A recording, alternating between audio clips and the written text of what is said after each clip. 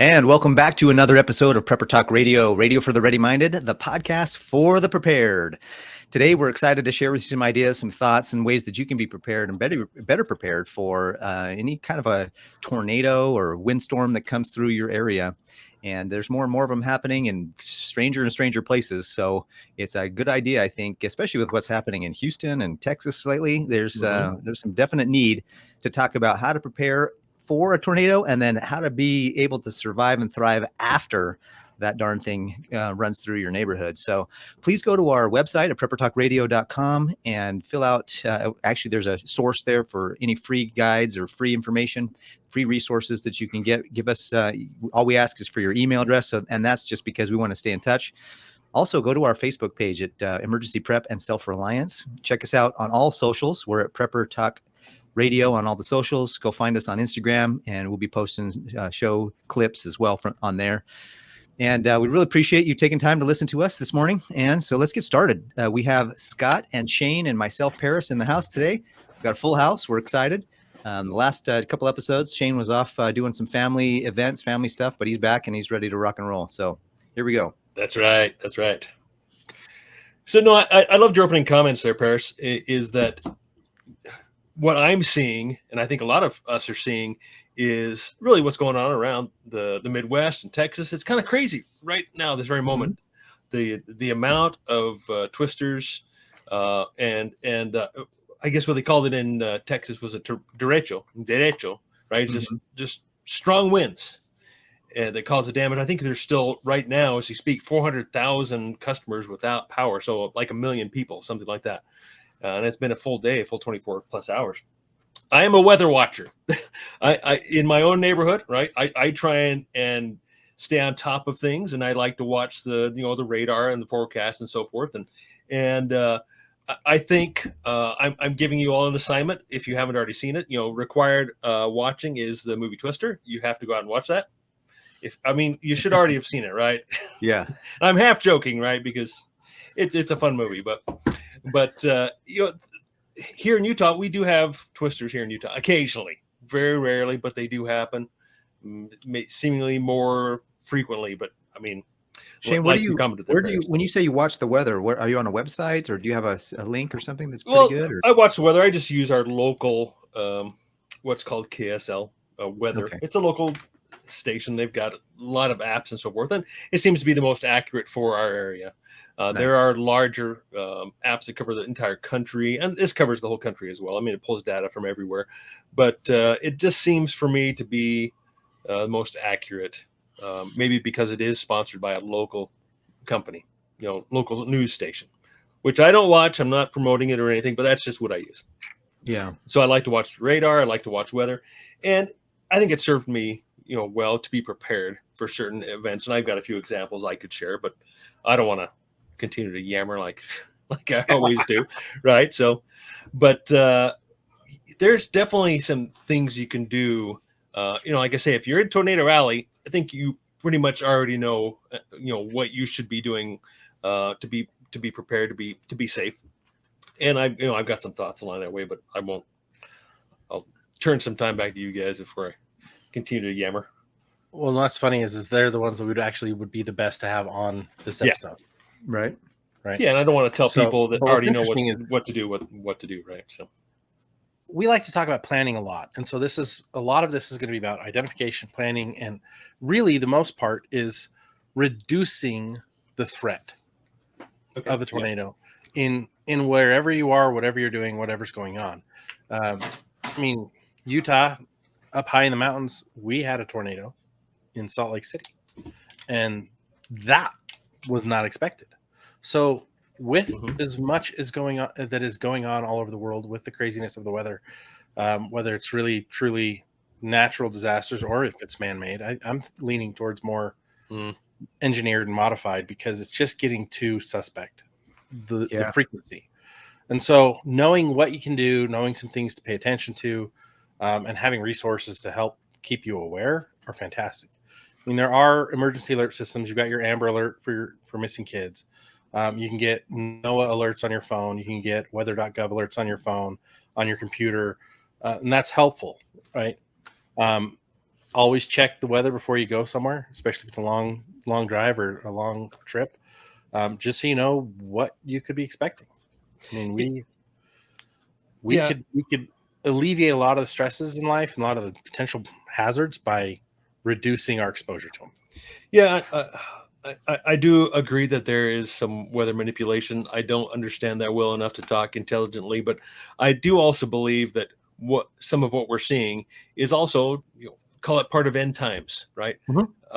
As the world gets more and more wicked, the judgments come upon the people, us people, and I mean that's just the way it's going to be. And I think that's, in my opinion, that's probably more part of what we're seeing. At least let me say that's what I hope it is, rather than the weather being manipulated and so forth. But I'm sure that's part of it. But also we've been seeing what the sun's been doing the past. I mean, we're in a solar minimum, which actually tends to produce the most solar flares and so forth.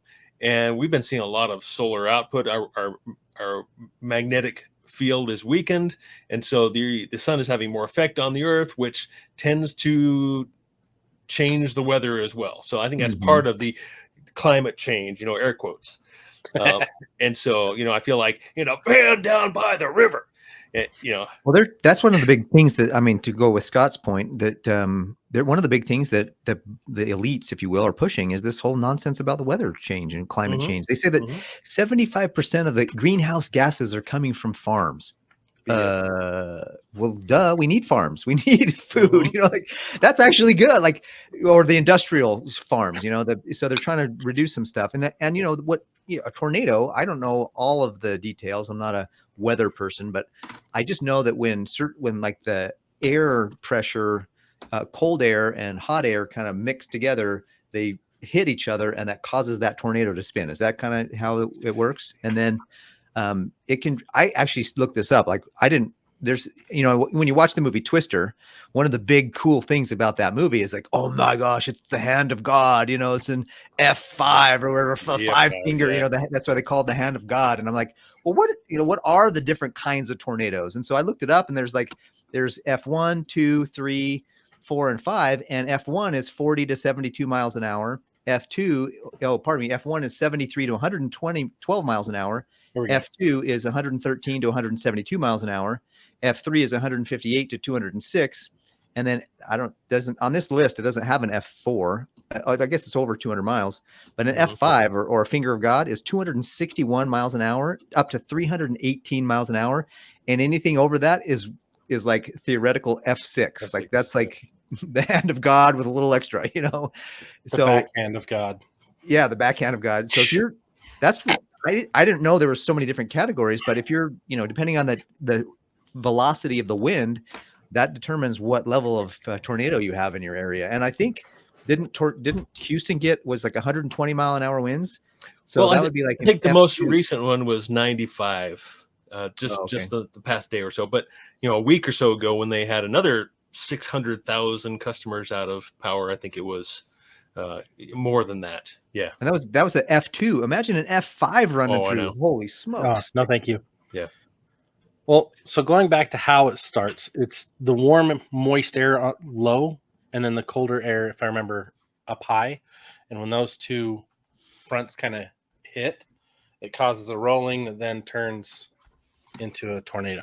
And especially in the plains area where there's no mountains, to inhibit the high airflow and such. Because I don't know the details much either. But here in Utah, I think the only twisters we've had were it's like a one, like an F1. So, but I mean, still, it caused like some at least one casualty, I think, when that Salt Lake had that. That can lift you up off the ground and take you for a little while.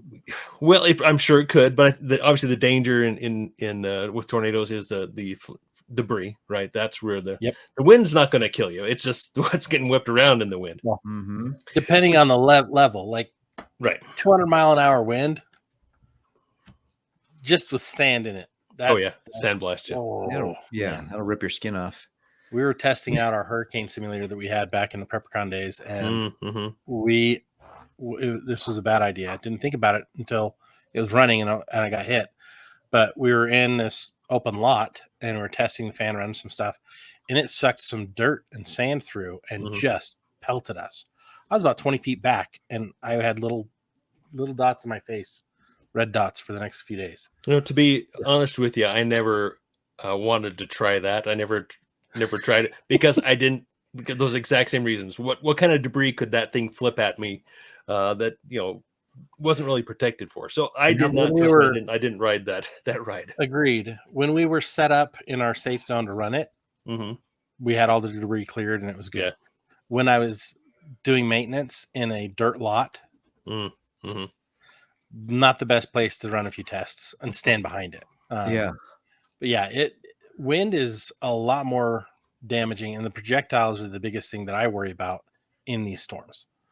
When I was in Florida and we talked about hurricanes all the time, like watching 2x4s go through the wall of a house, whether it's a window or the sheetrock and the exterior siding, like it's still scary.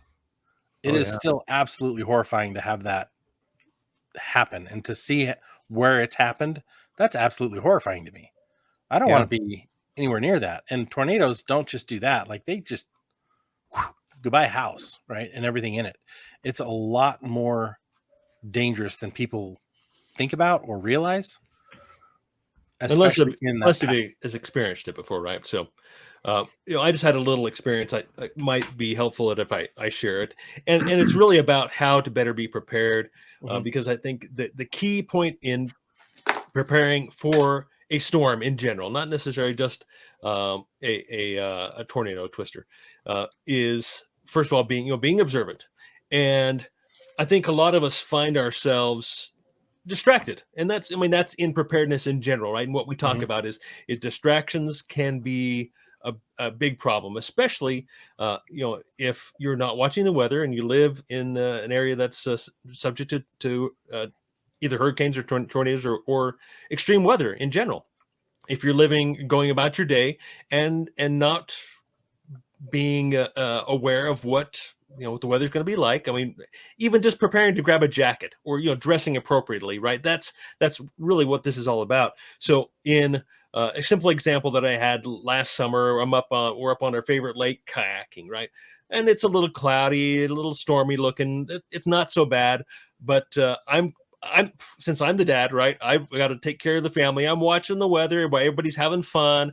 I'm not really focused on fishing at the moment, because that's what we do. We kayak fish, and kind of letting everybody else do their thing. And I watched the clouds, I watched the patterns and coming in. Everyone else was having fun, and I'm like, we need to get back to shore right now. The storm is going to hit, because it's going to take us some time to get back in, get off the shore, get into shelter, and so forth.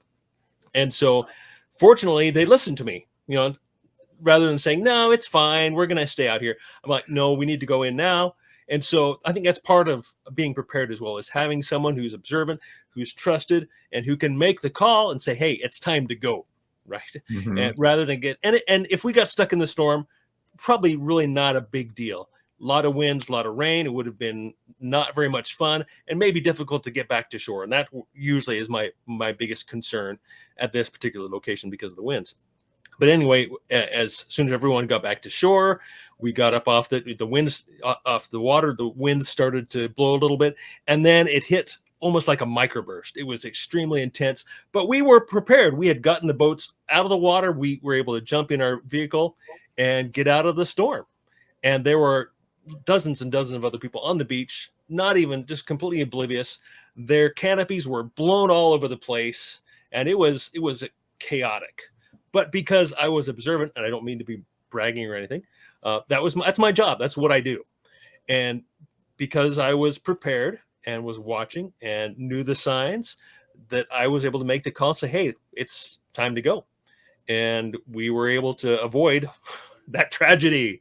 But I think that's about what this preparedness is about. If you live in Tornado Alley, you've always got to be watching. If you're distracted and there's a warning, and it gives you 5 minutes or 2 minutes, maybe that's not enough time for you to get to somewhere safe. But if you're watching, say, okay, we're gonna hunker down. We're gonna be prepared for this, rather than just being oblivious. Yeah, I think it's important to realize. I watched a video of a guy sitting in a parking lot as this tornado whips through, and it looked like a commercial area. and it was a warehouse, and it, you know, the winds were going, it looked kind of good. The trees were still going. They were just blowing in the wind. And then all of a sudden this thing hit and the trees just knocked completely over. The roof starts coming off the thing. And by the time that thing passes through, there's nothing left. Like that warehouse was gone. And I'm surprised the guy was still sitting in the parking lot filming. I'm like, first of all, if that's so close, please don't do that. Don't fit, like, go be somewhere safer. Like, number one. Okay. Number you had to two, get it on video, right? So you right. could Oh do yeah. that, You right? gotta get the likes, Get you the know, clicks. you Yeah. gotta get the clicks and the likes, right? But you're dead. So the point is that I realized that if something like that hit my house, I shouldn't be in my house. And if I am in my house, I need to find out where I need to go. But if there's something happening like that, and you know that there's a tornado and the likelihood of it coming through your neighborhood and hitting your house, it might be good to get to safer ground, you know, get somewhere safe, get out of the neighborhood and grab and go and get in your truck or car and go somewhere that's far away. I feel like the safest place to be in a tornado is as far away as possible, not right up close filming it. Unless you're watching Twister and you want to be a storm chaser of some kind of, You got a storm cellar or you got a some crazy sort of like that or bunker. something. Well, the But, challenge is the advanced warning time of a tornado, like, is a lot of times almost non-existent, yeah. right? Especially with how little we pay attention in the world. Mhm. Like if you look at like a hurricane, you get warning. It's way advanced notice. Tornadoes, earthquakes, house fires, those are like, hey, life change. So Yeah. you've got to plan ahead as best you can. Like if you're out and about, if you're driving and you're driving into a storm and you see the signs, oh, it's turning maybe a dark or greenish hue. You see competing clouds hitting, you see swirling, like back away, like get out of there, right? I remember growing up in Colorado, we'd have tornado warnings all the time. The school alarm in our neighborhood would go off for tornado warnings. And we were on the high end of the plains. And so like we were right in the rolling mountains, right before the Rockies. And so we'd get the weird storms. I remember one time we're at our swimming pool and the sky's going green, and all of a sudden all the lifeguards are whistling, get to the shelter. And we're just watching the clouds like starting to swirl, and it's getting these creepy, eerie green, like just sickly gray-green sky. And we're like, oh, that's cool. And they're like screaming at us, get inside. We had this concrete building with bathrooms in it and a snack shack. And we're just like, nah. I was 12. I was stupid, right? We all are at certain times in life. And we're just watching, and it never came down. It never touched. But eventually they're like, no, get inside. So we all had to go in. We couldn't see anymore. Waited about 30 minutes, and they gave us the all clear to come back out. And nothing, it never came down. But being aware of it, right, as Shane was talking about, being aware of it is the most important thing. Because here's some things that come with tornadoes. We have hail. We have all the other flying debris, right? There's oftentimes a storm or a cloud burst before a tornado. So there's a lot of different things that can come into play, and a lot of different factors. So it's like the more you can get out of there, the better. Like if you're at home and a tornado's coming, please start now by preparing a shelter in place room in the house. If it's a tornado, if it's an EMP, a nuke, something else, like this room is multi-purpose. But put your resources there. And here's my handy tip of the day. Put in some big tools, crowbars, in case you have to crowbar your way out of there. Some battery operated saws. Like I got my Sawzall, and I got a circular saw, and I got 2 crowbars and a big long pry bar. They're in the house as well as in the garage. I've got 2 sets, not of everything, but 2 sets. And so I try to keep them where I can use them, but also easily accessible for when I'm using them for other purposes. But I don't ever want to get stuck in my house. And the likelihood of getting stuck in your house in an earthquake scenario or a tornado scenario, it's there. Yeah. You want to make sure you're putting yourself in the most safe place within the house. Those of you in the tornado alley who have the storm cellars outside, like that is awesome. And we're probably gonna have to do that ourselves when we move out there. But yeah, like as I've been trying to move to the Midwest the last few months, like every time we try to get closer and closer to it, the feeling is, hold on, wait. And man, am I glad, because right now with all the tornadoes, I'm like, dude, I don't want to deal with that right now. Mm-hmm. Wait till that season's over, then move out there, deal with winter, and then have time to prep for next year. But be aware, as Shane was talking about, number one. Number two, know where you're going to go. Like, have the whole family looped in on your plan.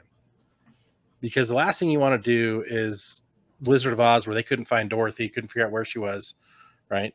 You don't want that happening. You want to know where everybody is, and everyone needs to know the plan. If this happens, we do this. Mm-hmm. Now, I don't know if most people fail. I don't know if it's true or not, but I've seen it in the movies, so it's got to be something kind of true, right? When a tornado hits, the couple places that I've seen people go in a tornado is in the bathroom, in the bathtub, which I know that's more legit, but I've seen people actually like pulled everything out of the fridge and jump in the fridge. Like, is that, I don't know if you're listening and you know anything about that, put a comment below, put a comment or something and let us know if that's a legit thing or if that's bro science. But I was thinking, if you can turn it upside down or something, maybe it's heavy enough to keep you from flying away. I don't know. But if you're in a house, you need to get somewhere where it's like super safe, because all the debris as that thing tears through your house, that's the biggest thing that will kill you. Is that I'm not getting in a fridge. Well, and ideally, I'm not getting in a fridge. Ideally, like you, Scott. I mean, moving out there, probably going to build something, right? That ideally, that's really what should happen out in these areas. Is homes can be built to withstand tornadoes. Why they're not out there? Obviously, it's more expensive, and I'm sure that's one of the biggest factors. But homes, and especially, you can create one room like your bathroom, your main bathroom. You could build that out of cinder block and make it look like a normal bathroom, and that's your place you retreat to. So, of course, my first counsel is always, if there are dangers, then first of all, you probably ought to move and live somewhere else that's a little bit safer, right? Understand that's not necessarily reasonable to ask, right? But that's, in my opinion, that's always, the first option, call it the first reasonable request. And maybe it's not reasonable, but otherwise to know your dangers, and then build that safe room, build that bunker, whatever you want to call it, that root cellar is what typically you see in the movies, right? There's a root cellar underground, and that's going to be the safest place. And, because I like to be able to sleep at night, right? And we talk about that, and you talk about that all the time, Scott, is being able to sleep during any storm, right? That's awfully hard during a twister. Being able to sleep at night during a tornado warning. And so, and of course, money and cost is always a concern. I acknowledge that. But I think most people are in denial that this could ever happen to them. And so we find so many people, or I see on the news, so many people, their houses are completely destroyed. We've seen a lot of people, die in the last couple of weeks from tornadoes. I don't understand. I'm not going to go there, but I think if I'm assuming the human nature, like any other natural disasters, like here in Utah for earthquakes and so forth, is the big issue, big worry with the big one being overdue. Everything that's the big one is overdue, right? The big solar kill shot, everything is past due and overdue. The big earthquake, and we just like, who's doing anything about it really, other than have your food storage, water storage? But what are you doing to harden your home, make sure it stays on its foundation during an earthquake? I'm definitely guilty of that. I got to tear the entire exterior of my home off to put earthquake ties on it, because it was built before that time. It's a little bit older home, so I'm definitely subject to losing my house. Other than I live right on the fault line, and this is where it's going to be the least amount of movement, so I'm prepared that way. So I think, in any area where there are dangers, we just need to be realistic with ourselves and not assume the best. Sorry, that's pretty negative of me, but that's kind of what I always do is not assume the best. I had a misconception too that tornadoes only happen in like the Midwest. Well, I looked it up and it says that tornadoes can happen in all 50 states. And so you might say to yourself, well, I don't need to worry about tornadoes because I don't live in the Midwest. No, you might. With all crazy, like I said at the beginning of the show, things are crazy things are happening in places that they shouldn't be happening more and more. Like this is a different type of storm, but who remembers a couple months ago, maybe last year, was a hurricane hit Southern California. Who in the world would have expected a hurricane to hit Southern California of all places, right? But it did. And it's like, wait a minute, the Atlantic Ocean, Pacific Ocean rarely has hurricanes. It's usually the Atlantic. Yeah.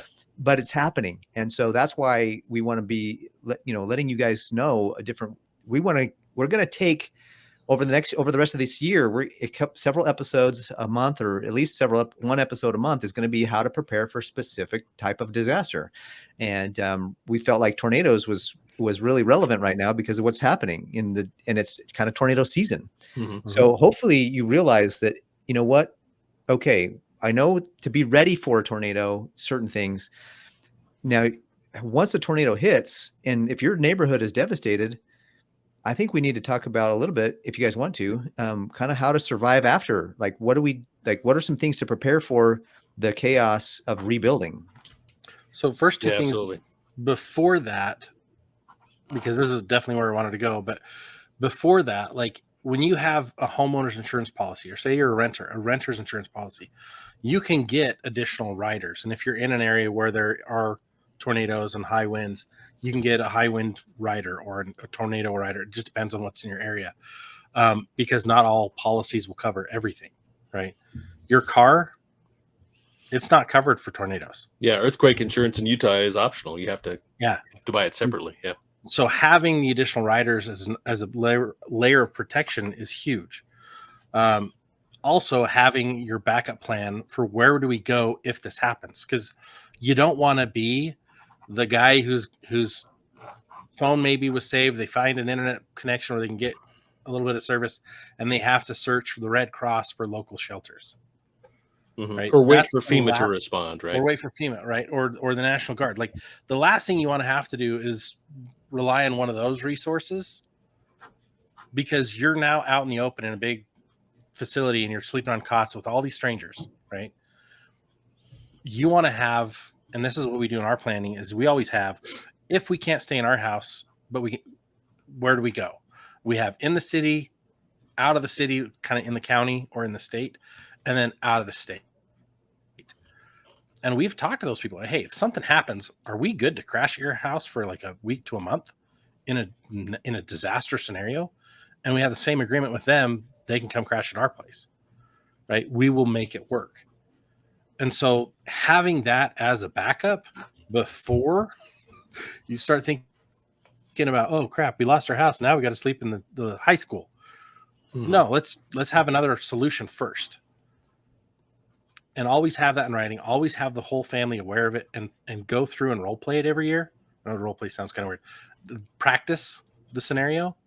Okay, what do we do in this case? Like we drill our kids. What do we do in case of fire? What do we do in case of earthquake? Right? Help them understand what do we do. Right, and obviously when we prepare with our food storage and everything, and in an event where your home can be destroyed, like an earthquake or a tornado, how do you then get access to your food storage? Do you have another location where you can store some other food storage until you can get access to that in your home? And is it stored in a durable enough container to where it's still usable after it being crushed or buried temporarily? So buckets and cans and such, rather than just pouches and soft containers and such. So that definitely, like you say, it's got to take some forward thinking and so kind of some negative thinking too, right? You got to think about the worst case scenarios, which most people don't like to do, and which is uncomfortable, but not for me. I've done it enough. Bring it on. Well, and think about like, okay, tornado just happened. Will my local communications be working? Internet's gone. Possibly. Phones may or may not work, depending on if the tower was damaged. So you have to look at other solutions, other alternatives to how am I going to get a hold of the people I need to get a hold of? Mm-hmm. How am I going to find or track down my family if this just happened, right? Do you know where they go to school and who their teachers are? Or do you know where they work and what's their route home, right? Do we know enough about each other to be able to keep track and know where to go or know where to send help in these scenarios? Mm-hmm. That's part of it. Because after the disaster, you want to make sure you're checking everybody to make sure everyone's accounted for. and that Mhm. they're also their medical needs are taken care of.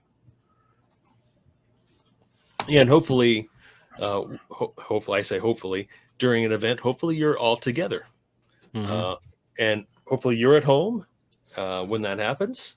And it seems like a lot of these tornadoes happen at night. Earthquake, the last earthquake I felt here in Utah was early in the morning. I was still at home, but that can be quite, I think, difficult to actually get back home, to get your kids out of school, wherever they might be, and make those plans now of how. And that's really not a whole lot different than what we plan for, bugging out or any kind of general emergency.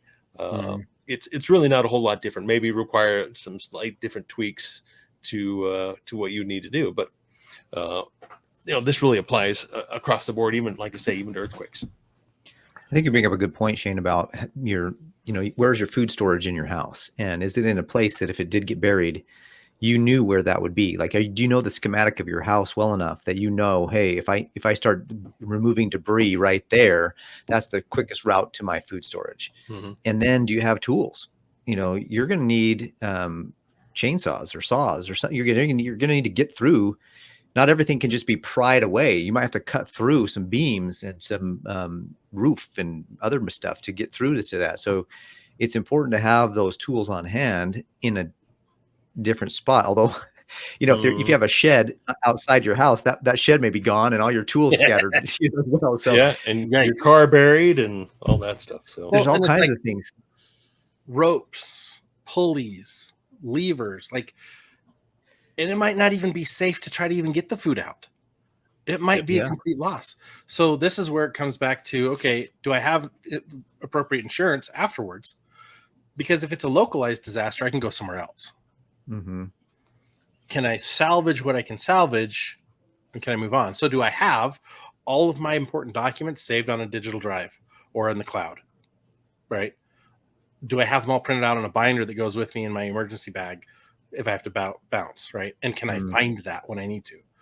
Do I happen to have my entire pantry and food storage categorized and inventoried on an online saved file that I got from Prepper Talk Radio at preppertalkradio.com? You know what's really helpful is cataloging all of that plus your everything else for insurance purposes.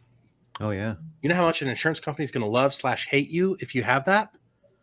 Because now they're like, oh, he's got everything. And if you have pictures of each room to verify, hey, look, this is what's in that room. Boom. What was in that room? Yeah. This is what we lost. And here's the list of everything. Yeah, with serial numbers and everything. Because a lot of those insurance companies are like, yeah, sure, you had a 75-inch TV in every room. And then you show them pictures and serial numbers are like, oh, they did have a 75-inch TV in every room. So that's a good point, Scott, to keep catalog all of your stuff. I actually had a buddy when I was in high school. I had my buddy's older brother. That's what he did. He would go and video all of people's homes and serial numbers and categorize all that stuff so that if there was a loss, they'd be able to submit that and get everything back 100%. Because you know as well as I do, and everybody listening knows, that insurance companies are notorious for trying to pay the least amount possible. Yep. Absolutely. They don't want to pay out. That's how they make their money. So find a way to make them pay out. Have the list, have pictures, have everything, and have it accessible after the disaster too. Like, as much as I hate the cloud, I love the cloud for that purpose, right? I've got things on the cloud. I have things on digital drives that I can carry around and in my backpack. And then some of them I have in my binder. I took it upstairs. But keep track of it, keep organized. I think that's the biggest gap for most people who are getting into preparedness. They don't know what they have and they don't know how to keep track of it. And can't prioritize what to get. And so it's like, if you start inventorying and keeping track of things, it helps you identify what is more important right now and what I need to be focusing on, because that gap is probably your biggest weakness that you're worried about. Yeah. Mm-hmm.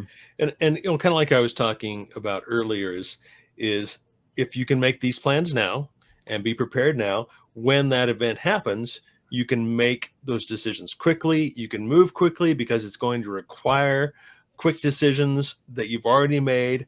and you know what your next step is going to be, that you can be early, right? We've always talked about, okay, if you're going to bug out, you gotta leave early. And so if you see those warning signs and you have the ability, say, you know what, this is coming. There's a warning. We can go to grandma's for the night. Let's do that. Yeah. And make those decisions. Yeah, exactly. And yeah, it might be a little inconvenient. And you might say, well, that was stupid. Nothing happened. And we wasted all that time, to go across town, or, maybe it's hours away. But those are the kind of decisions I think it's important to make first. And then you make the choice. And then like us in the lake there, like I called them in, and if there was no storm, if nothing happened, then they'd say, well, we just wasted all this time. We could be out on the lake fishing and having fun. But, fortunately I made a good call. And rather than go through the pain of the inconvenience of being in the storm, but also be willing to take the heat. Like, okay, I made the call. It didn't pan out. Oh, well. And then if you have to do it again, realize, okay, you might be the boy who cried wolf at some point, but be willing to live with that. And that those who listen to you, those who you're responsible for, need to understand, hey, this is my responsibility. I'm making this call. And if it works out sometimes and not other times, then you got to trust me. And if you have little experiences like this lake experience, little experience that says, oh, wow, dad knows what he's talking about, then that will, with the next one, they say, okay, yeah, dad's saying to do this. Let's follow his advice and not complain, and let's get out of here. And then maybe nothing happens. We have to come back home. And so I guess I'm assuming you know what I'm talking about, right? I love when nothing happens. Like, honestly. Well, that's true. No, you're right. Yeah, you're right. When it's like, I would rather duck and cover for 20 minutes and have nothing happen than have stayed out there, right? Yeah. Every parent with a child worries about those kids being out and any kind of thing. And so if you think about it that way, I would rather they complain for 20 minutes and nothing happen. It is nice to be vindicated, but always, I would rather not be in the path of disaster. If I can avoid it, avoid it. And that's the general rule of thumb in preparedness, right? Avoid it at all costs. And if you can't, try to be as prepared for it as you can. Because fortune favors the prepared. Yep. And the other thing to remember is that you got to try to teach as many people as possible around you, because who knows, but you're the guy that gets lifted up off the ground in the tornado, and maybe your leg gets impaled and you can't really do a lot. So you got to trust that other people are going to know how to medic you or keep you alive, and so that you can get out of there. That's where we talk about community so much. And the lone wolves, I just get nervous for those guys, because if they get hurt, they're a lone wolf. And what are they going to, they're dead if they get hurt. That's the risk. And of course, there's the risk that, when you're a lone wolf, you don't get hurt by other people, but if you get hurt yourself, then you don't have anybody to help you and take care of you. And that's where I think it's important to remember that, hey, everybody, if dad gets hurt, then, mom can do this, that, and the other, or you guys step up and do this, that, and the other and help out. Because, you can't prepare for everything. However, you can be ready-minded enough that you have a solution-oriented mindset to find out when a problem arises, you can figure it out, because you have most of the skills necessary to figure out whatever happens. And so, if, for tornadoes coming through your neighborhood and you guys, and it's so fast that all you can do is run to the bathroom and jump in the tub, make sure that once all that debris is gone, once it's passed over, the good news is that it'll pass. The bad news is you got to go through it. And hopefully with as little damage as possible to your person, because houses can be rebuilt, things can be repurchased, but legs can't be regrown and arms can't be regrown, and your bodies can't, there's no, until Jesus comes again, there's nobody resurrecting anybody. You know what I mean? So be safe out there. That's the big thing. And then once you have that and it hits, have a plan and preparation for, okay, like we've talked about already, like if you can get out of there, that's the ideal thing. If you have to go through it, you should have a plan to rebuild and regroup and know where you can go to get resources until you can get the help you need. Because eventually, if a neighborhood is torn down, eventually you're going to need, first responders. You're going to need the community to come together. And sometimes that takes a couple of days to figure it out. And you got to survive for that couple of days without, maybe the grocery store that's next door to you got hit too. And now there's food all over, you know what I mean? And you have no food. Free food. So you got to have a couple of days of food in your bug out bag. I guess one last comment for me is one thing I was thinking about is obviously going through this type of event is probably pretty traumatic, right? I can imagine, and I understand that people can, have PTSD, post-traumatic stress disorder from these types of events. So I think being prepared can help, and having the right mindset can help on the other end of this, avoiding, the trauma afterwards, right? Knowing what to expect as best you can. And of course, I think it obviously completely depends upon what happens during that event. But I think to have the greatest chance of coming out the other end and still being mentally sound, preparedness makes a whole lot of sense to me. 100%. I agree. I think that it's important to also remember that if you do have a loss, that, if when an emergency hits, you have to make decisions in such fast split second ways that you may make the wrong decision. But if you have enough preparedness, if you have enough knowledge and skill, your wrong decision is going to be educated. It's going to be close enough to the right decision that you're not going to be so dramatically, the results, the consequences aren't going to be so dramatic as somebody who has no preparation at all. And they're like, let's run here. And you're like, dude, that's running into the storm. We were going, so having some idea of running scenarios in your head. Okay, if this happens, then what? If you prepare those things in your mind, then when the split second comes, your adrenaline is rushing and your logic is low because emotions are high. You always fall to the lowest level of your training. And so as you train yourself, you'll be higher than the average, Tom, Dick, or Harry out there in your capacity to make those decisions. And you're less likely to have casualties and other damage consequences that you don't want if you take the time to do that. And the reality is that in this last windstorm, it wasn't necessarily even a hurricane, or tornado, sorry. It was a windstorm mostly, and people died. And you might have somebody made a decision to run here, run there, go this way, go that, whatever that decision ended their life.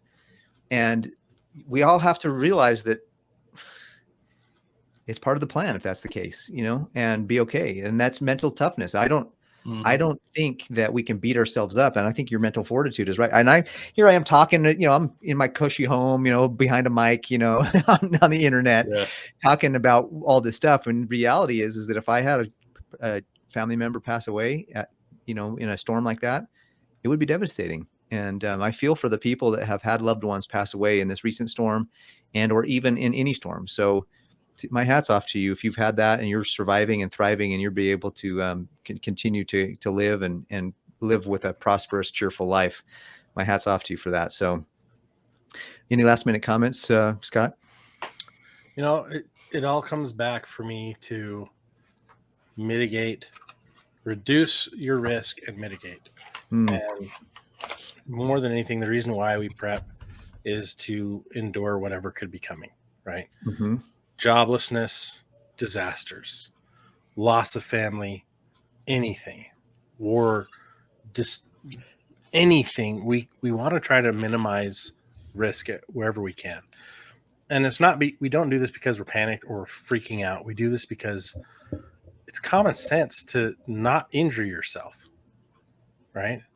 It's not common sense for most people in our day to reduce risk. We seem to live in a weird world, but this is the part of history that I think is the most lost thing. It's common sense and critical thinking. If I have something of value, I need to protect it. Aren't we valuable? Aren't your loved ones valuable? Yeah, absolutely. And That's why we prep. That's why we prep, brother. Why we prep. Yep. Well, thank you guys for your comments. Hopefully you guys who are listening got a lot out of this episode, and some thoughts, maybe some nuggets that came up. If you're already in Tornado Alley and you have a lot of great resources or experience, we'd love to have you comment, whether it's in our group or whether it's down below on our YouTube channel. Definitely make sure you take time to give us a review on Spotify or Apple iTunes or Apple Podcasts, wherever you listen. Make sure you give us a like there. Also, remember, we have a great couple affiliate links with Jase Medical, just JASE medical.com. We're actually going to have the CEO of Jase Medical on in a couple of weeks, and we're going to talk to him about all the updates they're having there at Jase Medical. What are the things they see coming out, with the supply chain issues? What are they doing, to help make sure we're prepared with all the medicines we need? And then our good friends over at survivalfrog.com. If you use code PrepperTalk on either of those websites, with Jase, you'll get $10 off, and with Survival Frog, you'll get 10% off. So make sure you use Prepper Talk whenever you go to any of the affiliate links that we have in the show notes, or any of our affiliate links that you find on our website. Thank you so much. You've been listening to Prepper Talk Radio, radio for the ready-minded, the podcast for the prepared. Until the next one, be prepared, stay ready-minded, and be safe out there. See you next week.